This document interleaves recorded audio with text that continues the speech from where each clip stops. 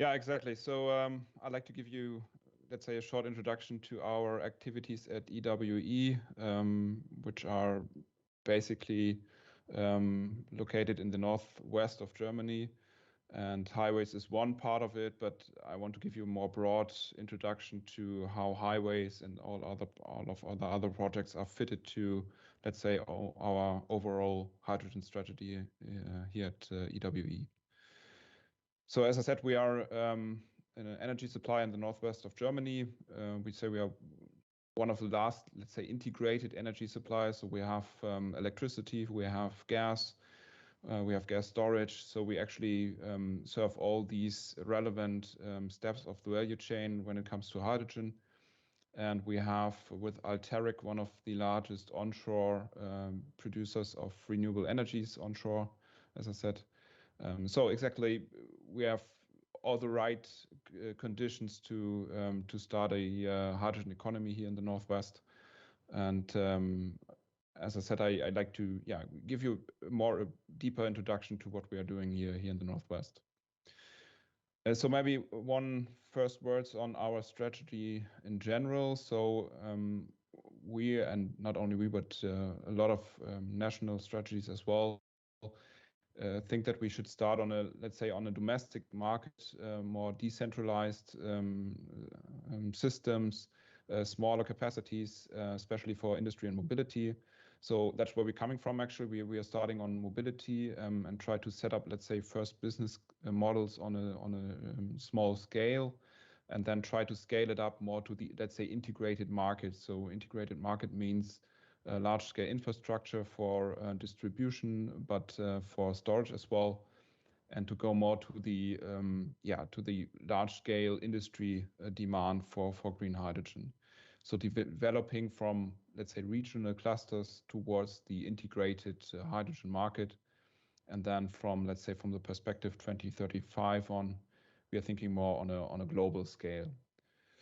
And highways in that sense is, let's say, located from in the time period 2020 to 2025. And afterwards, I will show you that later on. We are thinking more in the direction of integrated systems, large-scale infrastructures, and then Clean Hydrogen Coastline will step into, let's say, that strategy field. Yeah, why do we think our region is, let's say, perfectly suited for the development of a hydrogen economy?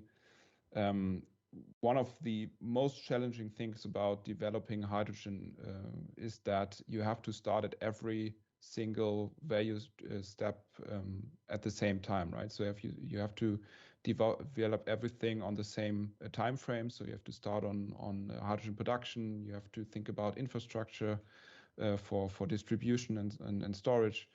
You have to think about, of course, of the final market. So they are crucial for the development. So you have to do that all at the same time. And to do that, you have to have the right conditions for that. And that is something we can actually achieve in the Northwest because we have high capacities for renewable energy production. We have redundant infrastructures in place because we're doing the market shift from L to H gas in this region. So we will have pipeline infrastructure, which is now dedicated to L gas, which we can then use later on for hydrogen, dedicated hydrogen pipelines. So as I said, these infrastructural integrated approach from an infrastructure side is something we can do on a very, very short time frame in this region. Because we can be ready by 2026 with these first pipelines, which is pretty fast when it comes to large-scale infrastructure.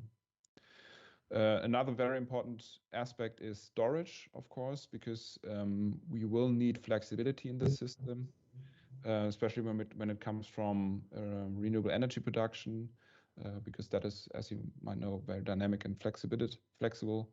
So we have to have storage options in the system, and the Northwest today is one of the most important storage locations for natural gas in Europe. So we can use actually these potentials for storage as well. As I said, we will have.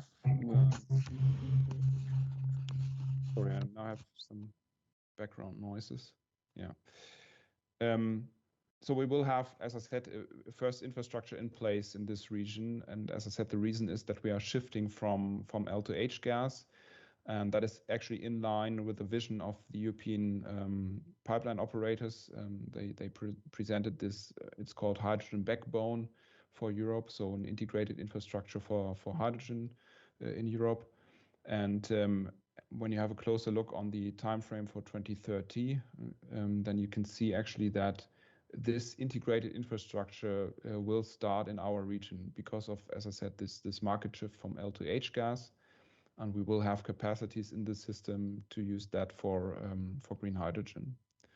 So that's one main reason why we think this region, and not only Germany but Netherlands, Germany as well, Denmark as well. So this European region has very high potential for a first economy of hydrogen. We are closely linked to Hyperlink. It's a large-scale project of Gasunie in the Netherlands for, as I said, these first infrastructure transmission pipelines.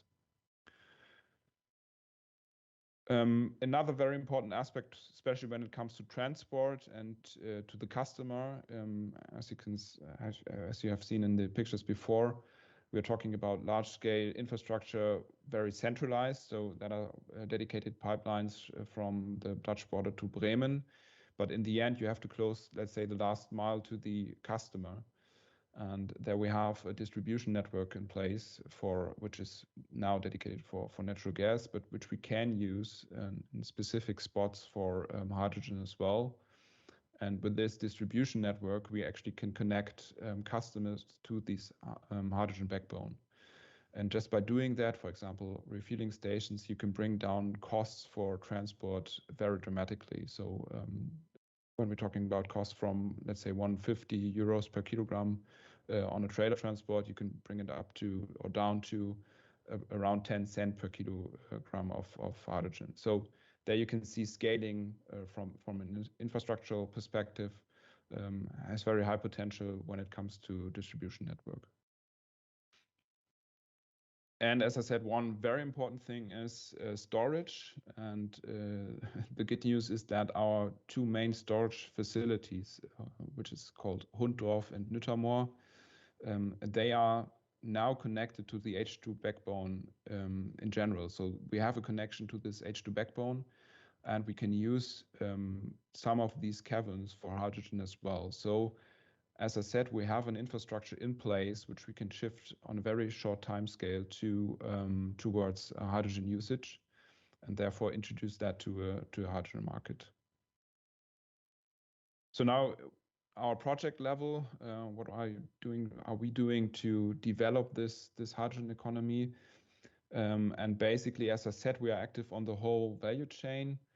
So Clean Hydrogen Coastline on the bottom right side is, let's say, the overarching project where we try to bring all these aspects together, which I mentioned before.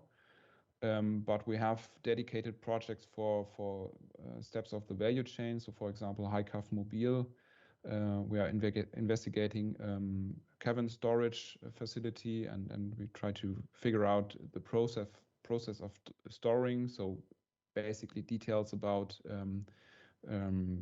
cleaning hydrogen after it comes from the cavern. And two very important projects for the market. So HYBIT is for industry use, for steel production, and Highways for Future is a first market project for mobility applications. So there we actually try to create a market for hydrogen in the mobility sector in that region, and that is the Highways for Future project. Highways for Future project means we have a cluster of around 90 partners, a budget of around 90 million euros. So the idea is to have, let's say, first regional clusters for, let's say, refueling stations and fleet operators to create the first market for hydrogen in transport. That is the idea. And of course, afterwards, we try to link these regions together and to regions outside of our business area. So the idea is actually to, start it at a regional level and then develop into the European economy. HyCAV Mobil, as I said, storage will be crucial in the future when it comes to hydrogen. Just to give you an example, our production facilities, so water electrolyzer systems connected to offshore wind, they will be operated around, let's say, 4,000 to 6,000 hours per year. That is basically the idea.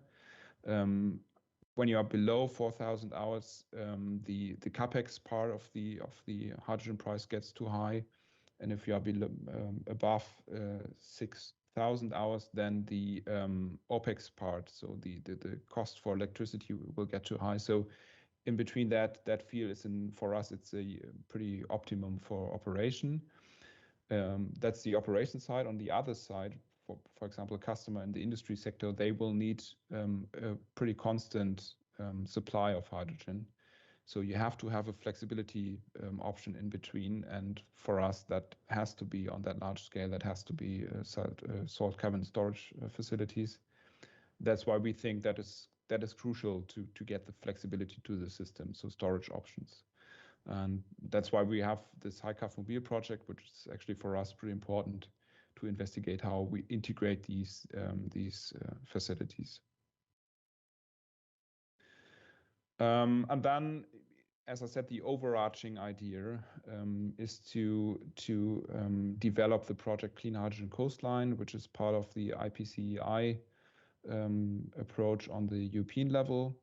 So there we want to introduce up to 400 megawatt of water electrolyzers, especially in locations at substations where we have high shares of offshore wind, of course.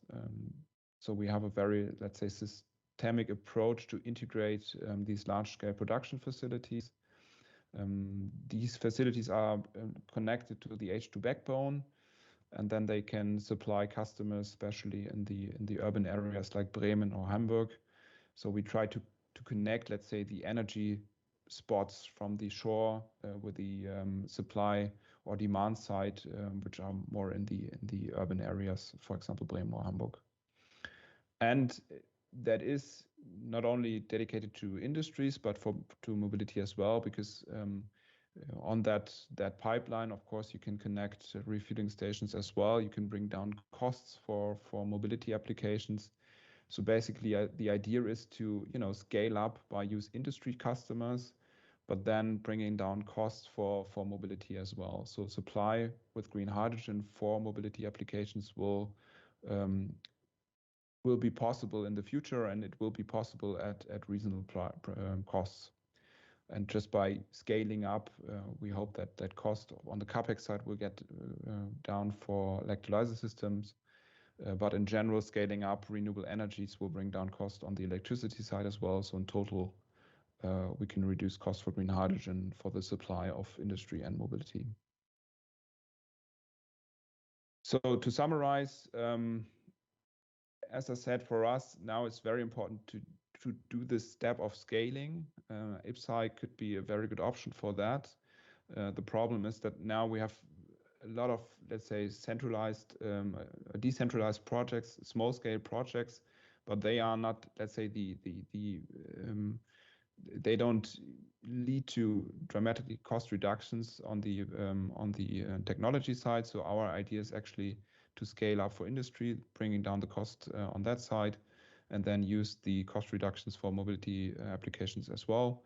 So we have to introduce large-scale infrastructures for storage and transportation, and you can only do that by this holistic approach I presented, with the consideration of all value steps at the same time. But that's always the last sentence. But still, funding and regulatory framework is necessary. We are still seeing lags in these two areas. For example, right now there's no incentive to actually locate a water electrolyzer system at systemic locations. So we have no advantage from bringing them to close to the shore on the regulatory side. So that is something we have to solve in the future, that there are incentives to integrate on a systemic level. Yeah, and to close my short presentation, just last words. EWE and the region of Northwest will be ready by 2025. We can bring up the infrastructure by 2025, which is pretty fast, and then we will have, let's say, the basic for an hydrogen economy, because then we have a suitable supply side with a reasonable cost for green hydrogen. And with that, I like to close and thank you.